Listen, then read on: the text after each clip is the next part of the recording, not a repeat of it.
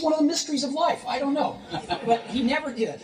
And so, Microsoft had this very popular, really good floating point basic that we ended up going to them and saying, help.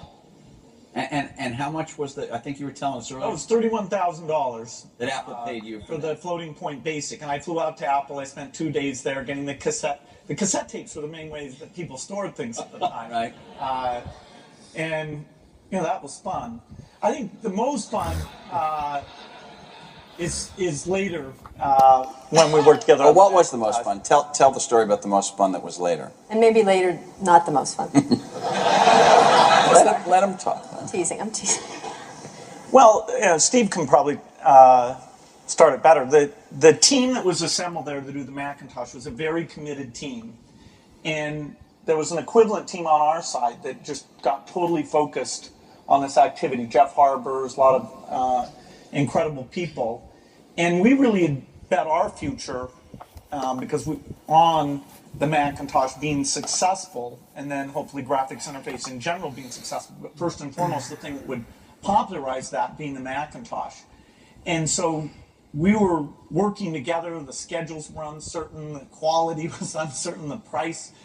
When Steve first came up, it was going to be a lot cheaper computer than it ended up being, but that was fine. So you worked in both places, in both? Well, we were in Seattle, and we fly down there. But Microsoft, if I remember correctly, from what I read, wasn't Microsoft one of the few companies that were allowed to even have a prototype of the Mac at the time? Well, what's interesting, what's hard to remember now, is that Microsoft wasn't in the applications business then. They took a big bet on the Mac because this is how they got into the apps business. I mean, Lotus dominated the apps business on the PC back then. Right, we had done just Multiplan, which was a hit on the Apple II.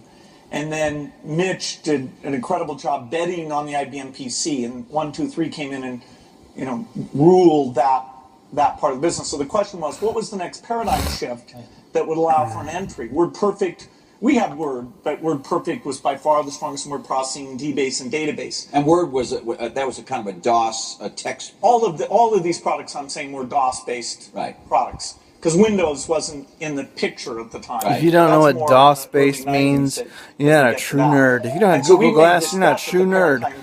If you're scrawny, graphics interface, in particular with the Macintosh, you're would make that worthless. happen with 128K of